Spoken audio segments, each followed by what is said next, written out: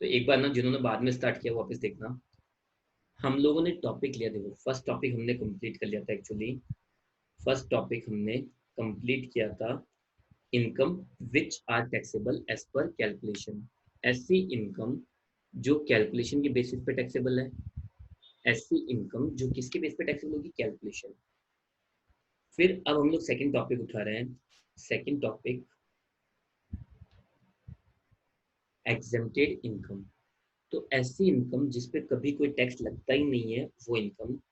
तो agriculture income in India, मतलब India में अगर कोई भी एग्रीकल्चर इनकम है, कोई यहाँ ये मत बोलना कि टी कॉफी रबड़ में तो पार्टीशन होता है।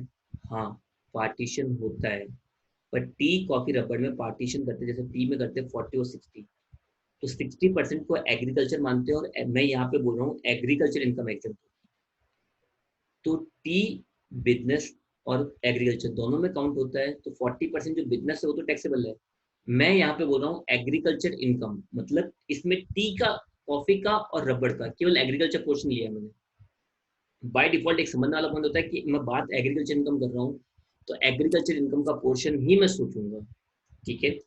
फिर शेयर इन इनकम, तो किसी भी इनकम में जो शेयर होता है वो एग्जेम्प्ट होता है। मैंने आपको इसका लॉजिक समझाया था, इसका लॉजिक भी है।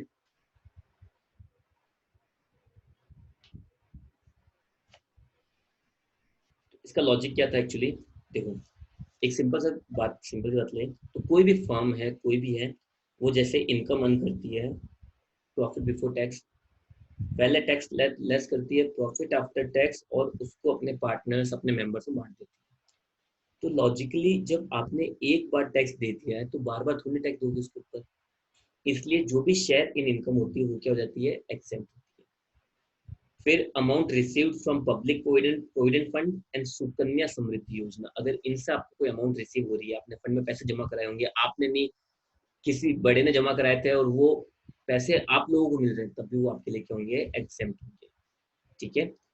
एमएलए और एमपी का डेली अलाउंस वो भी कंप्लीटली एग्जेम्प्ट होगा। एमएलए और एमपी का डेली अलाउंस भी कंप्लीटली क्या होगा, एग्जेम्प्ट होगा। फिर prizes received from government, government को जो भी प्राइज मनी मिलती है, गवर्नमेंट से जो भी प्राइज मनी मिलती है वो भी एग्जेम्प्ट होगी। और नेक्स्ट और आईएमपी पॉइंट था, जो एक्स रूलर्स होते हैं उनकी सेल्फ ऑक्यूपाइड हाउस प्रॉपर्टी की इनकम भी क्या होती है, कंप्लीटली एग्जेम्प्ट होती है। आई बात समझ में। चलो इसके बाद में next,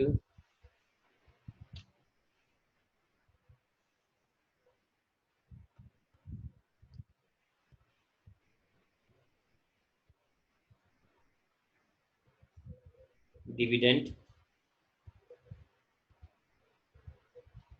from Indian company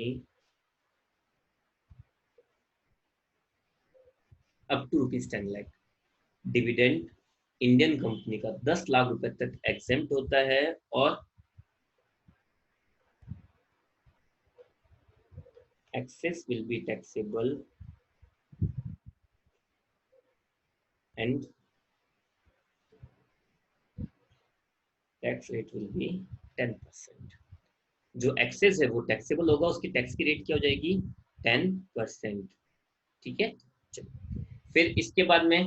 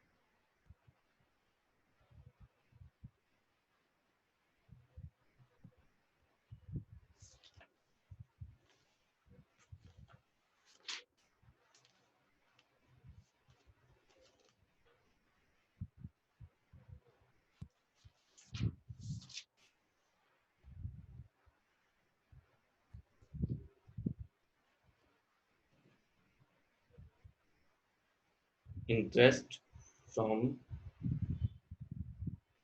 saving account of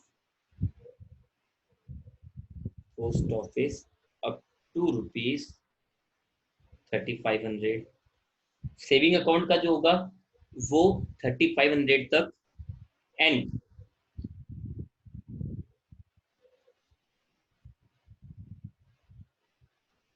interest from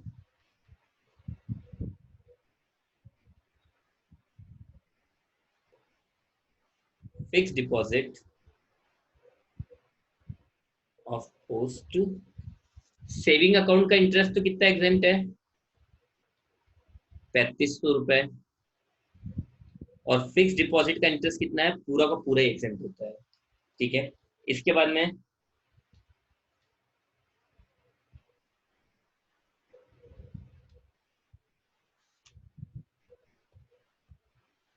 interest from fix deposit from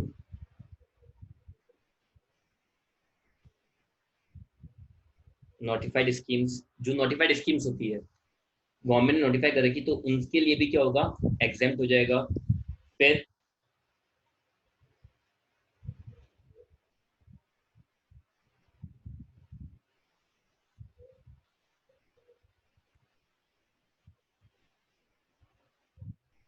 scholarship, spelling का थोड़ा प्रॉब्लम है। ठीक है, scholarship for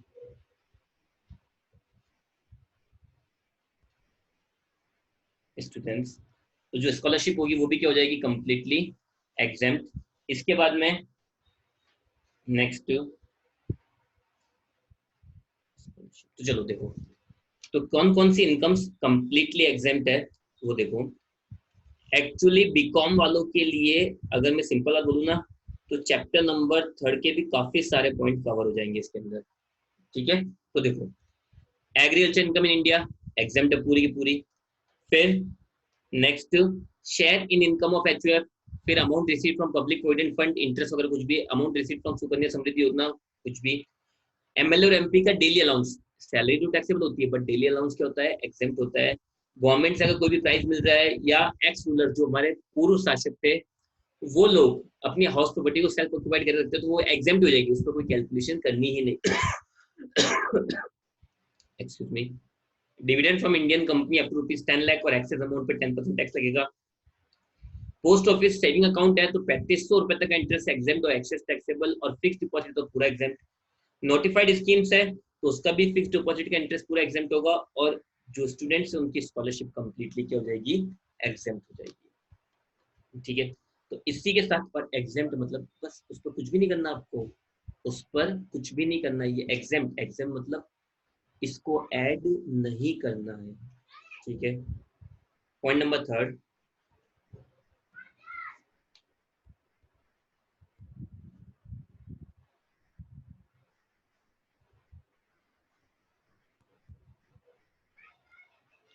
income on which TDS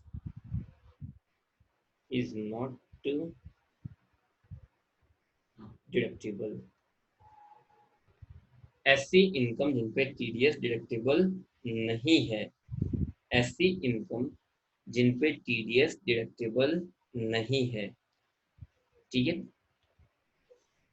मतलब क्या हुआ, टीडीएस डिडक्टिबल नहीं है, इसके कहने का मतलब क्या हुआ,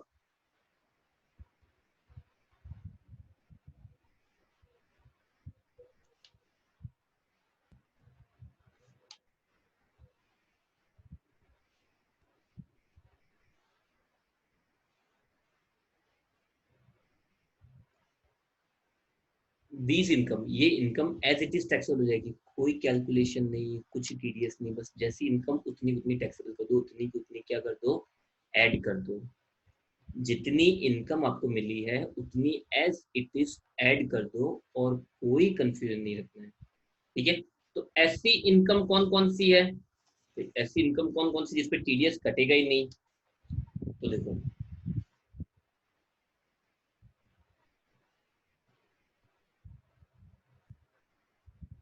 तो देखो, सबसे पहले interest and dividend from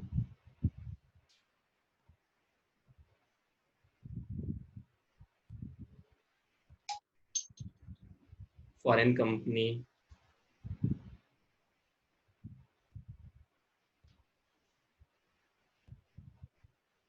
cooperative society,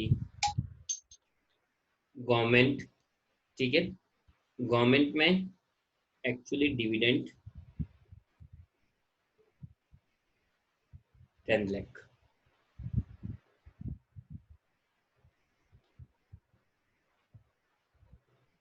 ठीक है।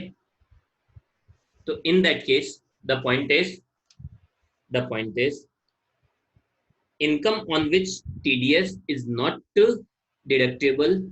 तो उसमें पॉइंट नंबर 1 है interest and dividend. Interest and dividend भी किससे? इंटरेस्ट एंड डिविडेंड भी किससे?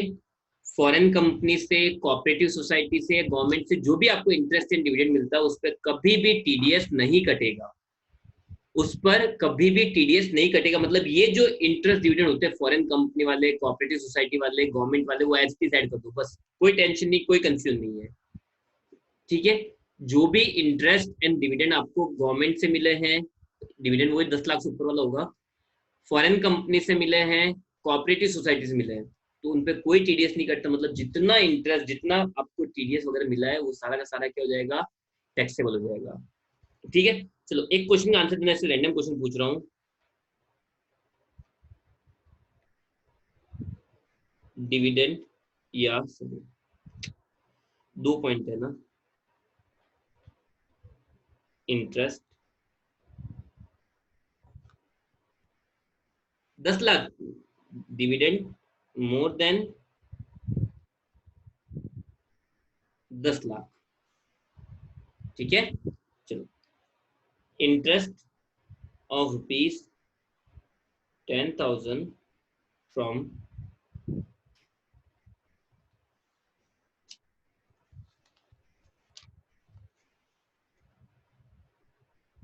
Japan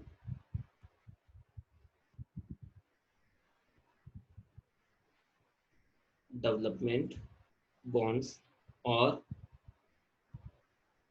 income from preference share rupees, तो टैक्सेबल अमाउंट कितनी होगी बताओ मेरे को? टैक्सेबल अमाउंट कितनी होगी?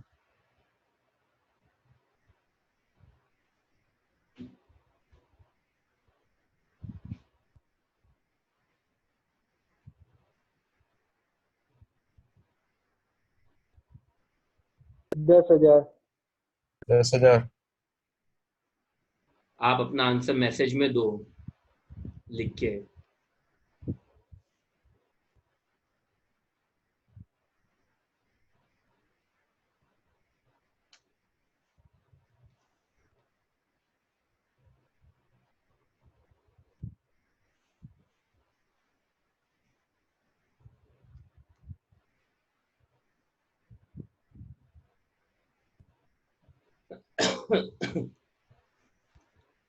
तो देखो आंसर क्या आएगा? Interest of ₹10,000 Japan government bonds taxable है बिना टीडीएस काटे। इनकम फ्रॉम प्रेफरेंस शेयर, एक समझने वाली बात है कि प्रेफरेंस शेयर पे हमेशा डिविडेंड मिलेगा और विदाउट इंफॉर्मेशन इंडियन कंपनी ही होती है, तो ये हो जाएगा एग्जाम, तो केवल टैक्सेबल हुए 10,000 रुपए,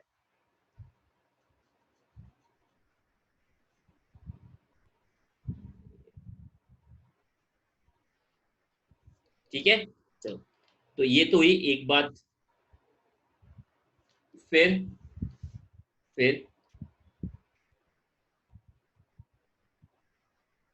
agriculture income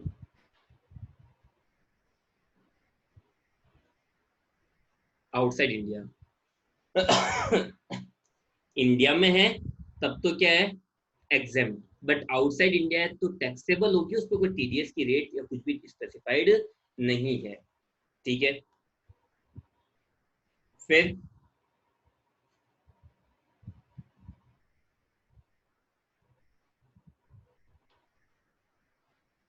salary of MLA and MP, जो मेंबर्स हैं एमएलए मतलब अपने पार्लियामेंट वगैरह के, असेंबली और पार्लियामेंट के जो मेंबर्स हैं उनकी जो भी सैलरी होगी वो यहाँ पे क्या हो जाएगी? टैक्सेबल होगी।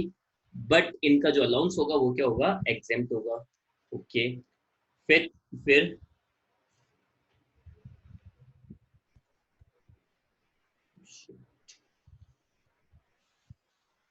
इन सब में एक इनकम लिखना भूल गया मैं, जो देखते बाद में। Point number third,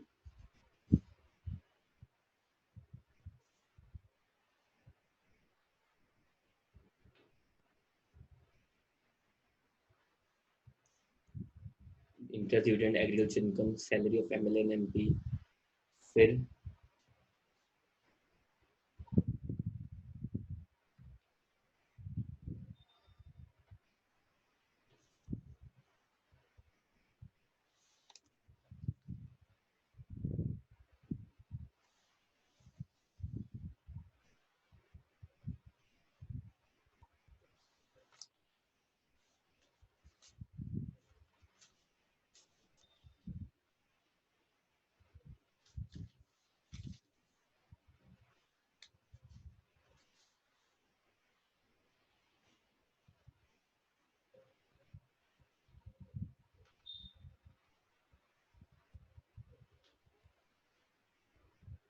income as writer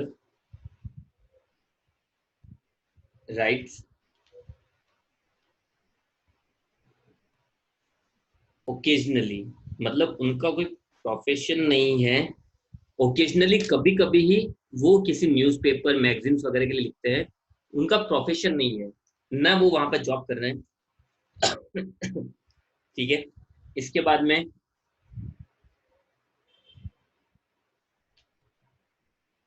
income from camel race वगैरह। ठीक है, हॉर्स रेस एक स्पेसिफाइड चीज है, तो वहां से जो आपको इनकम होती है उस पर टीडीएस करता है, बट कैमल रेस वगैरह, ये कैमल रेस हो गई, इसके अलावा बहुत सारी रेसेस होती है, camel race and other races जैसे होती है ना, ये बोट रेस होती है, बुल रेस होती है वगैरह, तो इनमें कोई स्पेसिफाइड नहीं है, तो इसलिए उन पर कोई टीडीएस की रेट भी मेंशन नहीं है। ठीक है, इसके बाद में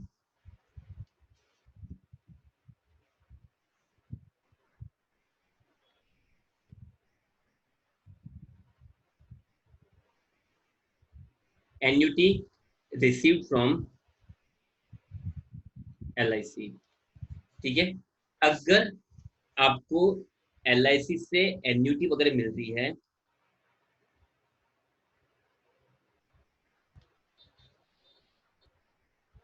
तो उस पर टीडीएस नहीं कटेगा, उसी के तरह से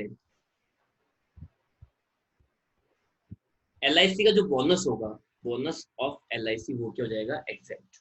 चलो, तो भाई ऐसी कौन कौन सी इनकम है जिस पर कभी टीडीएस नहीं कटेगा, मतलब जो देखते टैक्सेबल करनी है, तो उसके अंदर है interest and dividend from foreign company, cooperative society, government and government वगैरह, एग्रीकल्चर इनकम आउटसाइड इंडिया। ठीक है, salary of MLA and MP. ठीक है, अगर आप ओकेजनली किसी न्यूज़पेपर मैगजीन के लिए लिखते हो, अब ना वहाँ पे जॉब कर रहे हो, ना आपका ये प्रोफेशन है, वो भी अदर सोर्स में जाएगी। कैमल रेस या अदर रेस जो नोटिफाइड नहीं है, जो स्पेसिफाइड नहीं है, तो वो सारी इनकम यहाँ आएगी। अगर एलआईसी वगैरह से आपको एन्युटी वगैरह मिलती है तो वो भी यहीं पाएगी। ठीक है, एग्रीकल्चर लैंड लेट आउट,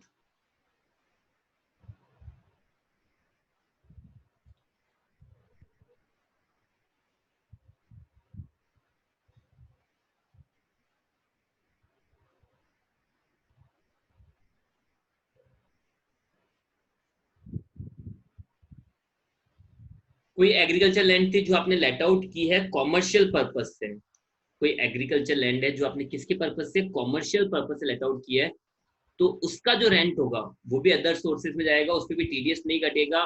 लेकिन अगर, चलो एक क्वेश्चन का आंसर देना, agriculture land let out to a cultivator for cultivation, agriculture land let out to a cultivator for cultivation, taxable or exempt, agriculture land let out to a cultivator for cultivation, exempt,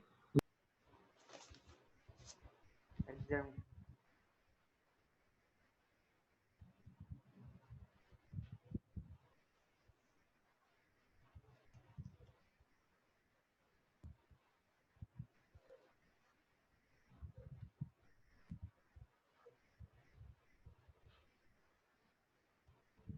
चलो next इसी में आगे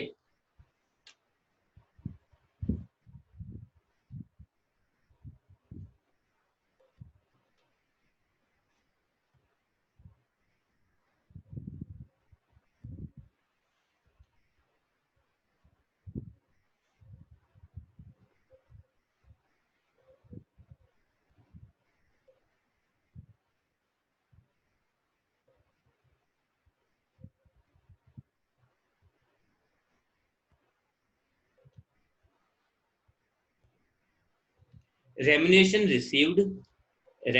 received as examiner or for checking answer sheet, but he is not a teacher at there.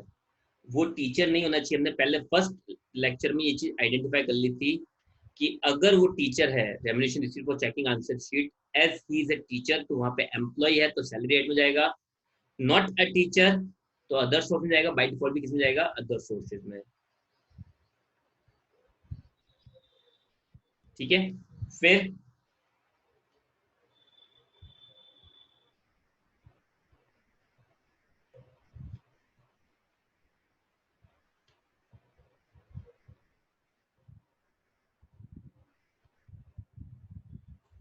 किसी bank के saving account से जो भी आपको इंटरेस्ट मिल रहा है उस पर भी टीडीएस नहीं कटेगा, वो भी एज इट इज टैक्सेबल जाएगा। ठीक है, इसके बाद में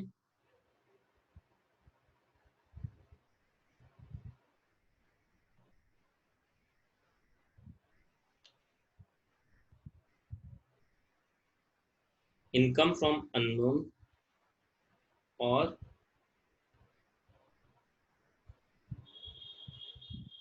अनएक्सप्लेन सोर्सेज, तो वो भी किसमें जाएगा, अदर सोर्सेज के अंदर। ठीक है, फिर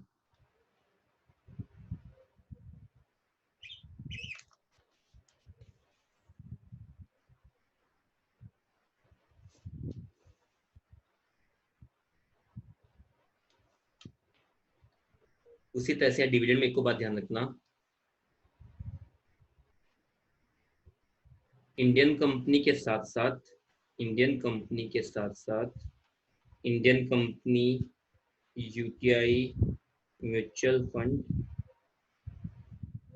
तो जो डिविडेंड होता है वो म्यूचुअल फंड यूटीआई इन सबका भी क्या होता है, एग्जेम्प्ट होता है। चलो ठीक है, फिर आगे